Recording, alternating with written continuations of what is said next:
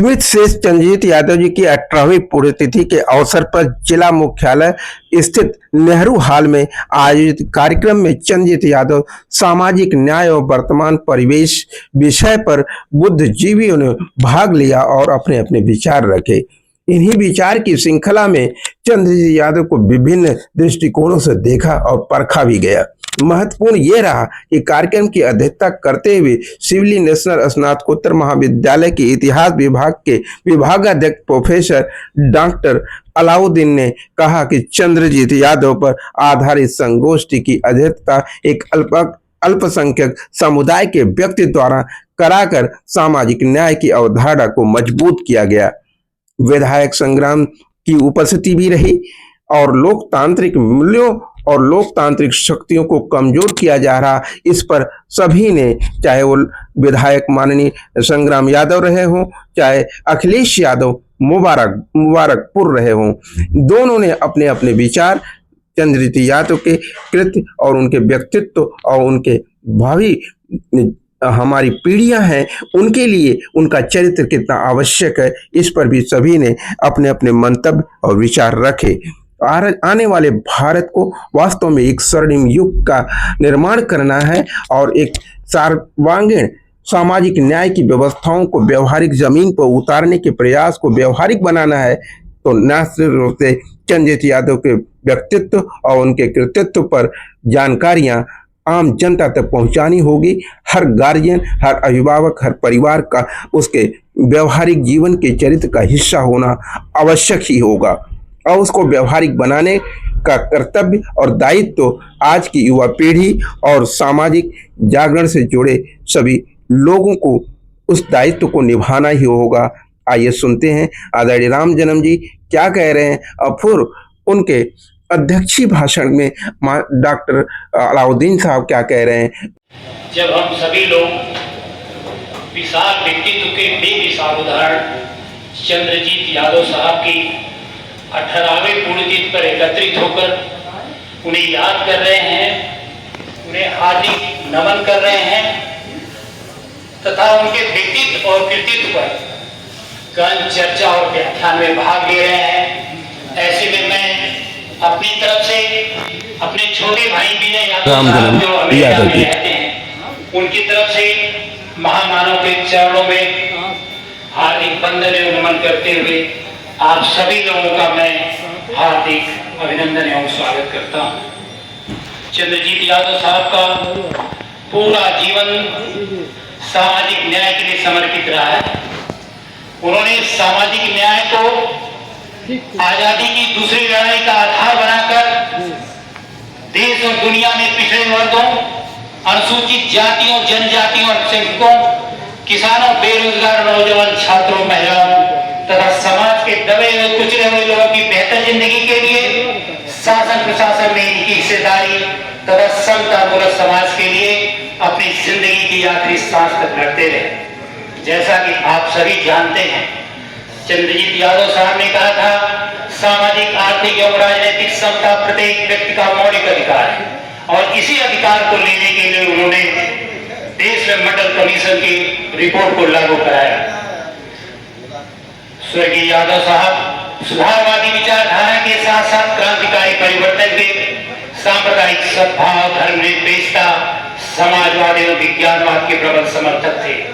उन्होंने वसुधैव के महालक्ष्य को सामने रखकर देश और दुनिया के लोगों में देशभक्ति, प्रेम, अहिंसा और भाईचारा तथा मानवीय और सामाजिक मूल्यों के प्रति प्रतिबद्धता पैदा की तथा एक बेहतर समाज और संसार बनाने के लिए, विश्व शांति सशक्तिकरण के लिए देश और दुनिया के तमाम मुल्कों में क्रांतिकारी भूमिका निभाई। सन 1978 में अमेरिका में 1 लाख महिलाओं के आंदोलन का नेतृत्व करते हुए व्हाइट हाउस का घेराव कर यह साबित कर दिया था कि भारत की नजरिया महिलाओं के प्रति रूढ़िवादी नहीं। दक्षिण अफ्रीका में फैले रंगभेद को उन्होंने मानवता के ऊपर कलंक के रूप में देखा, जिसके चलते जेल में बंद नेल्सन मंडेला साहब की रिहाई के लिए उन्होंने विश्व जनमत तैयार कर डाला था। फलस्वरूप 27 साल के बाद नेल्सन मंडेला साहब जेल से रिहा हुए और साउथ अफ्रीका के राष्ट्रपति बने। आज हमारे देश में तरह से राज सत्ता पाने के लिए हमारे लोकतंत्र को कुचला जा रहा है। राजनीतिक मूल्य और सामाजिक मूल्य, राजनीति के मूल्य जैसे से गायब हो गई है। पूरी की पूरी राजनीति फर्ज और झूठ पर आधारित हो गई है। आज सामाजिक न्याय और न्याय के बीच में, समाजवाद और पूंजीवाद के बीच में जो द्वंद्व छिड़ा हुआ है और सारी की सारी जो व्यवस्थाएं उसको ध्वस्त किया जा रहा है, ऐसी संवैधानिक संस्थाओं की मान्यता के लिए, सामाजिक न्याय और समाजवाद की मजबूती के लिए बड़ी सी बड़ी ताकत से टकराने वाले महामानव चंद्रजीत यादव साहब आज हमारे मांस पटल पे छा जाते हैं। ऐसे महापुरुष के चरणों में मैं वंदन एवं नमन करते हुए एक बार पुनः मैं आप सभी लोगों का हार्दिक अभिनंदन एवं स्वागत करता हूँ। बहुत बहुत हार्दिक धन्यवाद देता हूँ। नमस्कार।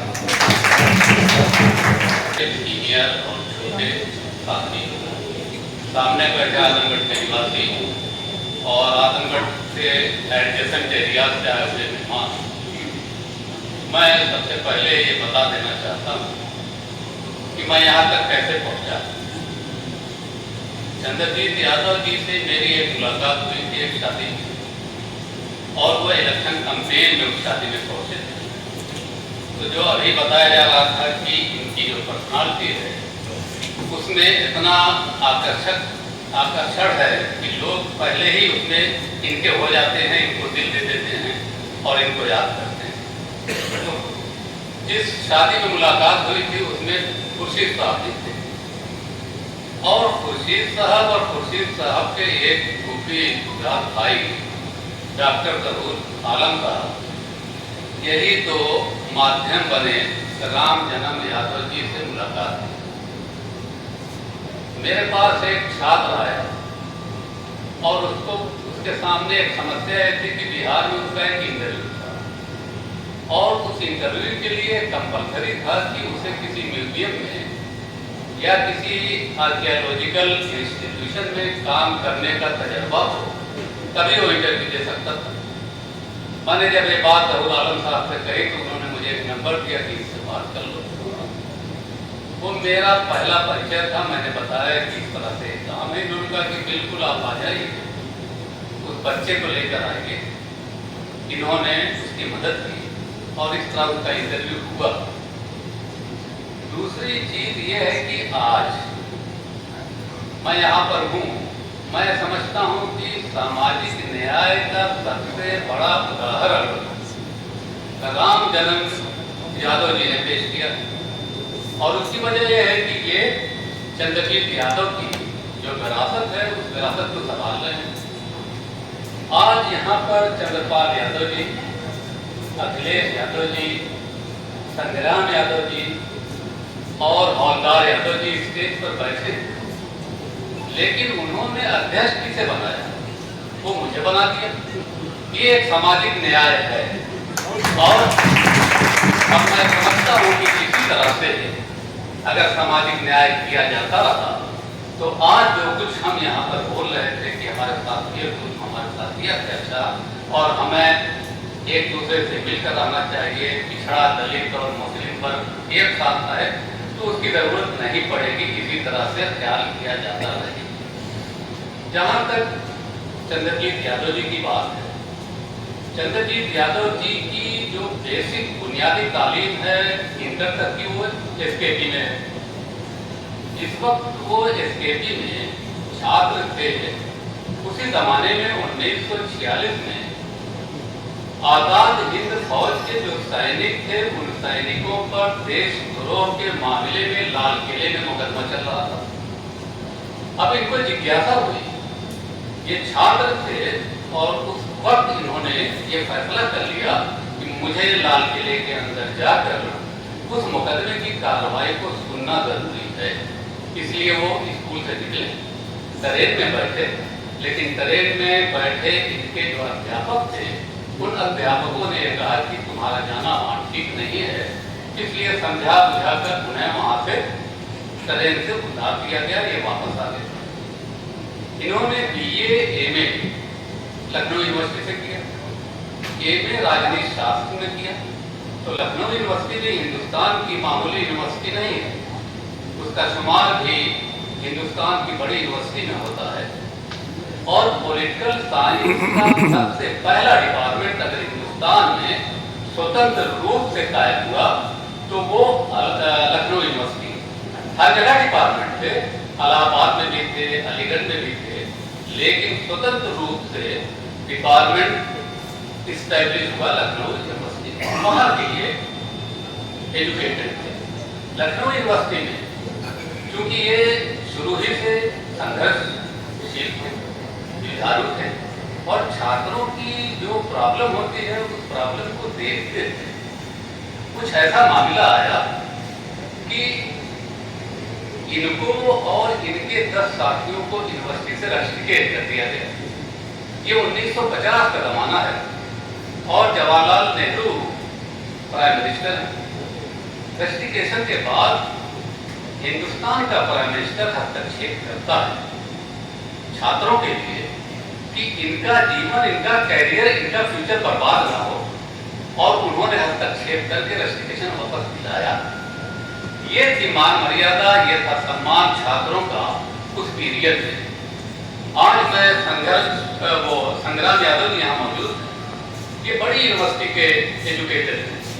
Allahabad university east of the Oxford कहा जाता है, ऑक्सफोर्ड ऑफ द ईस्ट।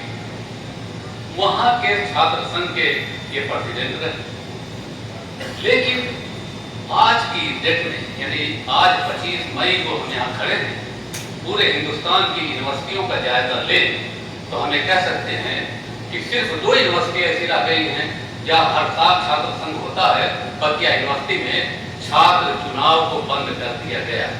इसके पीछे कारण क्या है? वजह यही है कि ना तो बोल सको, ना लिख सको, ना सोच सको। और अब तो 2020 से जो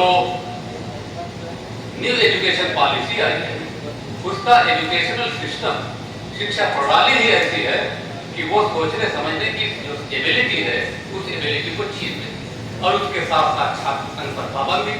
तो ये सारी चीजें हैं जो युवा पीढ़ी पर पूरी तरह से असरअंदाज हो रही है, पूरा प्रभाव डाल रही है।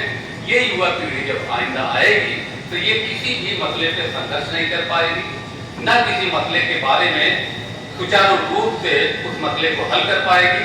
इसलिए कि इनके सोचने समझने की सलाहियत अब विश्वविद्यालय में और महाविद्यालय में छीनी जा रही है, और पूरी सोची समझी स्कीम के तहत जिसकी कोई ताबीर न हो, अरे हम असरों को ख्वाब हैं। यानी जो लोग हैं यहाँ मौजूद, ये ऐसी शख्सियत हैं कि मित्रों, आपने डॉक्टर अलाउद्दीन साहब को सुना, उनके विचार सुने, और मिस्टर राम जन्म यादव जो संचालक थे और व्यवस्थापक भी थे, आदरणीय विजय भैया के माध्यम से और अपने दोनों व्यवहारिक संयुक्त प्रयास के माध्यम से उन्होंने हर साल 1 जनवरी को और ये 25 मई को ये जो कार्यक्रम आयोजित करते, एक चेतना का कार्यक्रम है, एक सामाजिक जागरण का कार्यक्रम है।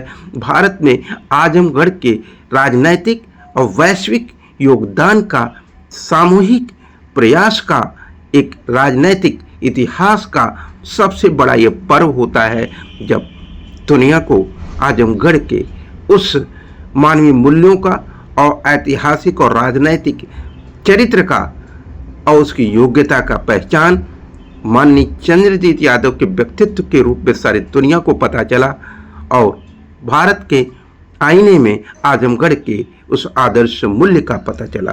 तो आइए हम उसी मूल्य को व्यवहारिक बनाने के लिए जन जन तक पहुंचाने का संकल्प लें और एक दूसरे के साथ हाथ से हाथ और सहयोग करने के लिए अपने संभावित प्रयासों को जोड़ें।